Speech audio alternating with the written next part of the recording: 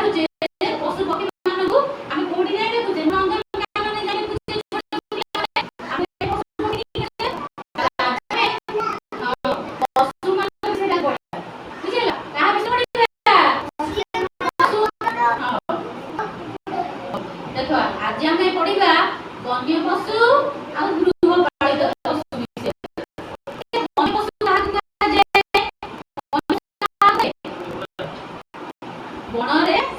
केतेक पशु बणरे रुहନ୍ତି जाहा पढाइबी जाहा कोन को जाय ना वन्य पशु बोली कह जाय जो माने कोठी रुहନ୍ତି बणरे रुहନ୍ତି जंगल रुहନ୍ତି हां ताकू